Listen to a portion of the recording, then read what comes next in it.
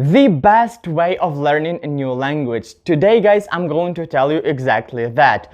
But don't think that there is just one single way. I'm going to give you some tips, and if you put them all together, then you will get this best way of learning a language. The most efficient and the fastest, on my opinion, way of learning a new language. So, if you're ready, guys, then don't forget that like button for me and YouTube algorithm, and let's just go in 3, 2, 1. Let's begin this class. And the first thing, guys, you have to do to learn a new language very quickly and effectively is to lose your fear and forget about shyness. And I know in my previous videos, guys, I said that this is a long process of fighting your fears and fighting your shyness. It takes years.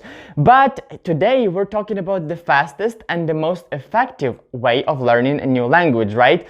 So here, if you want to learn it as fast as possible, you have to fight your fears as fast as possible. So do it right now, guys. Lose your fear. I know it's not easy. It's not that easy. As I said, just lose fear and then you just go out and speak to people. No, you have to fight yourself every single day and force yourself to speak.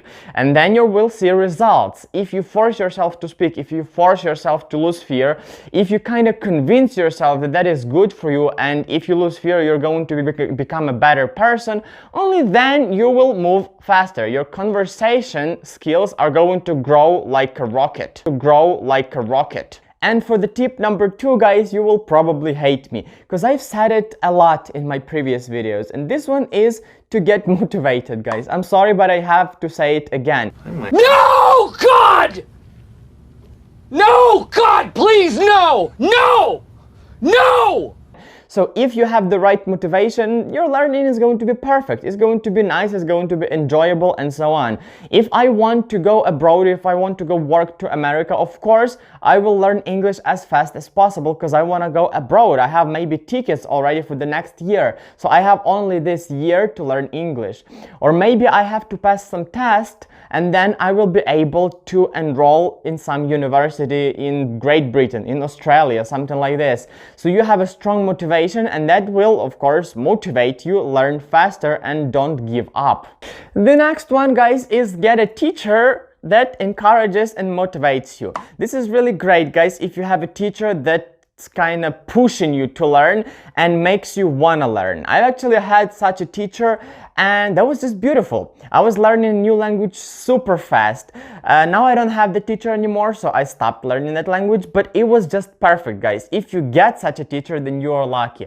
Like in my whole life, I've had just maybe a handful of those teachers, and they were just beautiful. They were amazing. If they can really encourage and make you learn better, faster, and more effectively, they are just perfect. Don't lose those teachers. Keep learning with them. And the next one, guys, is learn grammar through conversations. So here again, maybe you will hate me for this, maybe you will just skip this one, I'm sorry, guys. But okay, you don't have to learn grammar just by learning grammar rules. No, it's too boring, it's tiresome, and it's probably not going to help you in the future. How you can actually learn grammar is naturally, how all the native speakers do, through the conversations, right? So you talk to other people, you listen how they speak, but make sure they speak correctly, they speak properly. So it could be your teacher, it could be native speakers.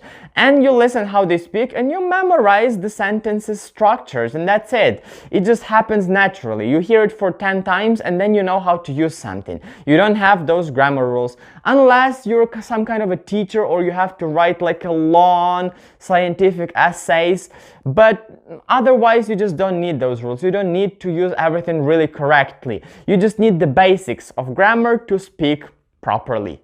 The next one, guys, is learn vocabulary, but not in a traditional way. You have a word and you have the translation and then you just memorize it. No, learn it in context. So go to some websites with examples, you read the definition of the word first, you read the translation, and then you look for the examples. Then you put it all together, put it in your head, and there you go. You know how to use a new word properly. The next tip, everybody, is talk to yourself. And maybe you're thinking like, am I crazy? Why would I talk to myself? This is just insane. If other people see me talking to myself, they would just call emergency and take me to some asylum to heal my brain. But you know, guys, even if they do, it's okay. You tell them you practice something. You practice for your test, you practice for your school, for studying, doesn't matter. But usually people just don't get it. They don't spot. Like, they didn't spot me at least. Maybe they will spot you, and I'm sorry for that. But it helps a lot. When there is nobody at home, you can just sit down and talk to yourself. Like, even I do it now on camera. See, I'm still practicing my English. And even if not on camera, I sometimes talk to myself. I talk to my dog, I talk to my cat in English. Even though English is not my native what is happening with me?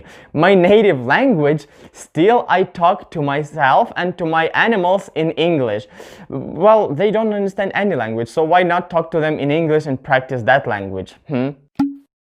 Don't translate in your head, guys. This is really tough thing. It comes naturally, but well, it came to me naturally. First, I would translate in my head from my language to English, and then later it would appear to me like I'm not thinking in my language. It just comes out that I'm thinking in English. But you can actually force those things to happen faster to you.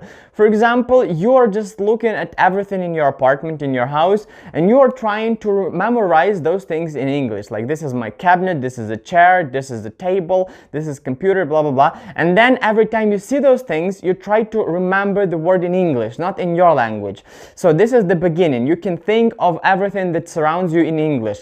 And then you're going to think of more things like that. So you memorize some sentences, and then when you need to say them out, you're not going for your own, like your native language words and sentences. You're just remembering that sentence that you memorized before in English. So you don't need to translate it in your head. And then later it's going to become more natural and you're not going to translate at all. You just need time, guys. But at first you have to force yourself a little bit, and then it's going to go naturally. The next one, guys, what you got to do is to make a study plan. So you have to make a schedule. You have to have a schedule like, today I learn this, tomorrow I learn this, then the day after tomorrow I have off.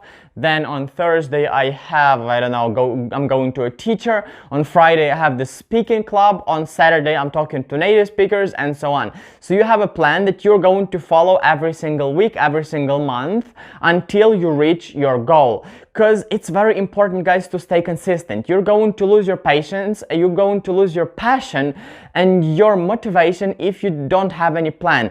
If you just do it on your own will. If I don't have a plan, then I'll be like, maybe I can skip today because I didn't plan anything. But if you planned it, if you have like appointment with a teacher, you cannot skip it. So make the plan, guys, and don't skip it. Alright, guys, now we have do not use the materials that are above your level of English or like any other language out there. What this means is when you are like a beginner or intermediate, something like this, do not use advanced texts or movies which use hard words that you don't know yet. It's just going to discourage you, you're going to lose your motivation, and nothing good will ever happen because you will not understand anything and you will not progress. So you have to choose the materials for your level, or maybe even a bit easier sometimes. It doesn't matter, it's not going to be bad for your practicing, but do not use too high level because you're not going to progress, as I said before, guys. You're just going to waste your time.